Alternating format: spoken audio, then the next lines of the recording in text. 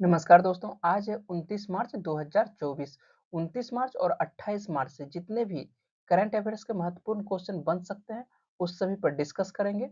चलते हैं हम लोग पहला क्वेश्चन पर बात करते हैं पहले क्वेश्चन की।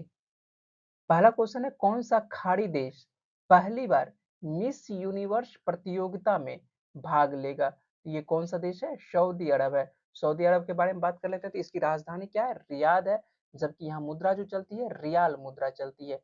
इस बार मिस यूनिवर्स 2024 में 27 वर्षीय रूमी अल-काहतानी द्वारा सऊदी अरब का प्रतिनिधित्व किया जाना तय है, जो पूरे इतिहास में रूढ़िवादी माने जाने वाले देश में एक महत्वपूर्ण मील का पत्थर साबित होगा। वर्तमान में यदि देख लेते हैं कि मिस यूनिवर्स कौन है, तो वर्तमान में कौन है? सीनियस पलाशियोस है। जबकि मिस वर्ल्ड के बारे में देखते हैं कि मिस वर्ल्ड वर्तमान में कौन है? 2024 में हाल ही में चुनी गई है मिस वर्ल्ड, जो कौन है? क्रिस्टीना पिज़कोवा है। सेकंड क्वेश्चन है, आईपीएल इतिहास में सबसे बड़ा टीम स्कोर किस टीम ने बनाया है? ये किस टीम ने बनाया है? सनराइजर्स हैदराबाद ने बनाया है। हैदराबाद ने जो रिकॉर्ड बनाया है कितने रनों का? 277 रन बनाए थे ये। और किसके खिलाफ बनाए थे? मुंबई इंडियंस के खिलाफ बनाए थे। ठीक है, और कहां पर? हैदराबाद में बनाए थे। और देख लेते हैं कि यदि दोनों पारियों को मिलाकर यदि रिकॉर्ड देखते हैं तो दोनों पारियों को मिला देते हैं, ये कितने रनों का बना था? 523 रन बना था, जो कि ये भी एक रिकॉर्ड है। और हम लोग बात कर लेते हैं सनराइजर्स हैदराबाद के बारे में। तो सनराइजर्स हैदराबाद के जो मालिक हैं, तो मालिक कौन है? कलानिधि मारन है। और शाह मालिक कौन है? काव्या मारन है। और कप्तान कौन है सनराइजर्स हैदराबाद के? पैट कमिंस है, जो ऑस्ट्रेलिया के हैं। और कोच कौन है वर्तमान में? तो ये डेनियल विटोरी हैं। और स्टेडियम इन लोगों का जो घरेलू मैच होता है, ये कहाँ पर होता है? राजीव गांधी अंतर्राष्ट्रीय क्रिकेट स्टेडियम हैदराबाद में होता है। और यहीं पर ये मैच खेला गया था, जहां पर कि कुल हैदराबाद ने 277 रन बनाया था। ठीक है, और ये जो हम लोगों के सामने में तस्वीर है इनका, और यही है काव्या मारन, जो कि हैदराबाद के शाह मालिक हैं। चलते हम लोग नेक्स्ट क्वेश्चन। हम लोगों के सामने में तीसरा क्वेश्चन है, ब्रांड फाइनेंस इंश्योरेंस 2024 के अनुसार सबसे मजबूत बीमा ब्रांड कौन सा है? तो ये कौन सा बीमा ब्रांड है? भारतीय जीवन बीमा निगम। ठीक है, यदि भारतीय जीवन बीमा निगम, जिसको कि शॉर्ट में एलआईसी के नाम से जाना जाता है, इसकी स्थापना देख लेते हैं तो स्थापना कब होती है इनकी? 1 सितंबर 1956 को होता है। और इसका वर्तमान में जो मुख्यालय है, कहाँ पर है? मुंबई भारत में है। चौथा क्वेश्चन है हम लोग के सामने में, हाल ही में कल्याण चालुक्य राजवंश का 900 साल पुराना कन्नड़ शिलालेख, ठीक है, किस राज्य में पाया गया? तो किस राज्य में पाया गया है? तेलंगाना में पाया गया है।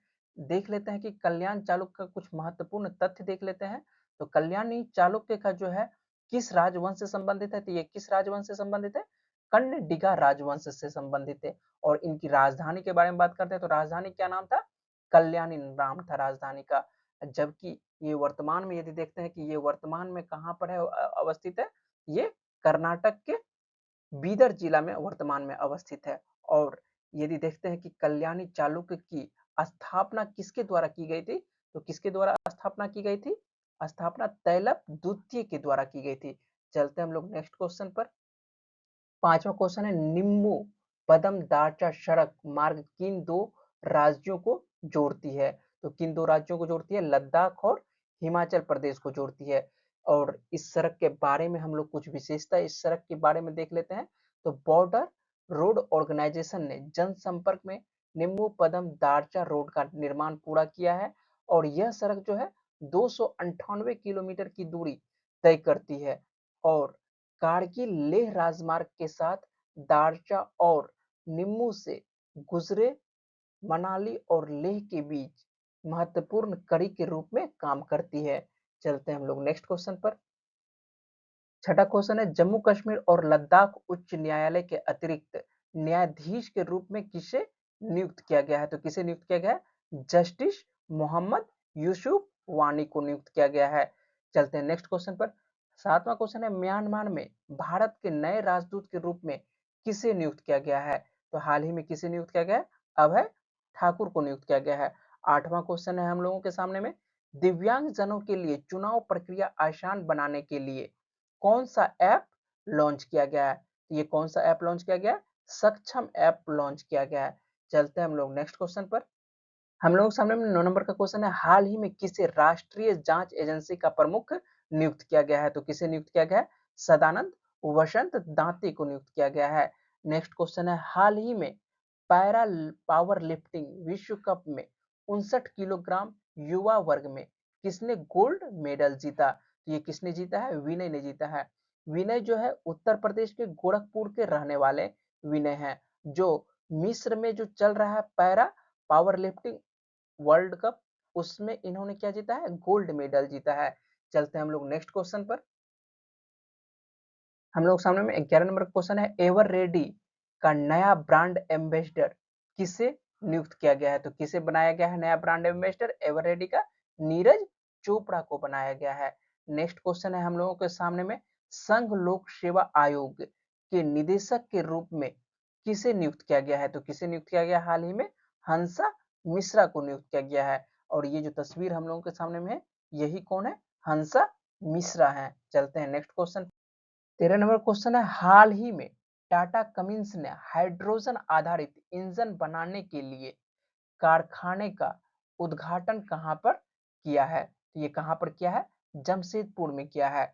टाटा कमिंस प्राइवेट लिमिटेड ने वाणिज्यिक वाहनों के लिए हाइड्रोजन आधारित आंतरिक दहन इंजन बनाने के लिए झारखंड के जमशेदपुर में एक कारखाने का हाल ही में उद्घाटन किया है।